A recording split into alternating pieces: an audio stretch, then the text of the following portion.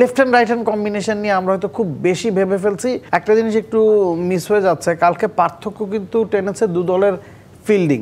Tanzim Shakib Rahman পাওয়েলের catch যখন ছেড়েছেন, Rahman Powell তখন মাত্র ক্রিজে নেমেছেন, সম্ভবত 7 রানে অপরাজিত ছিলেন।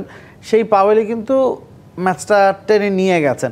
অন্যদিকে আমাদের তানজিদ তামিম যখন ভালো একটা স্টার্ট করেছেন, 4 বলে 15-তে পৌঁছে গেছেন, রোমারিও শেফার্ড আউটস্ট্যান্ডিং একটা ক্যাচ ধরেছেন, আকিল হোসেন খুব ভালো একটা ক্যাচ ধরেছেন, নাসুম যখন মনে হচ্ছিল যে আমাদের হাত থেকে ফসকে যাওয়া ম্যাচটাকে মোটামুটি গ্রিপের মধ্যে আনছেন, তখন রহমান পাওয়েল এবং জেসন হোল্ডারের যে সম্মিলিত ক্যাচ, রহমান পাওয়েল বাইরে চলে যাচ্ছিলেন, তখন বাইরে যাওয়ার পথে তিনি অনেক দূরে থাকা জেসন হোল্ডারকে রিলে ক্যাচ করিয়েছেন।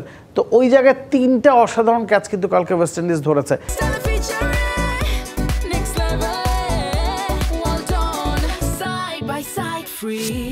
সেই জায়গায় কিন্তু একটা পার্থক্য হয়েছে এবং তানজিম সাকিবকে আমরা 7 নম্বরে নামিয়েছি, তিনি ভালো ব্যাটিং করেছেন।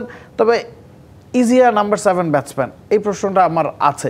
নাসুমকে আমরা 8-এ খেলালাম, রিশাদকে আমরা 9-এ নামিয়েছি। যেই রিশাদ ওয়ানডেতে এক ম্যাচে 13 বলে 38 করেছেন, প্রথম ম্যাচটাতেও সম্ভবত 200 স্ট্রাইক রেটে ব্যাটিং করছেন, প্রথম 2 ম্যাচে 27 বলে 65 রান তার, 250 স্ট্রাইক রেটে ওয়ানডেতে ব্যাটিং করছেন, যেই উইকেটটা খুব কঠিন ছিল।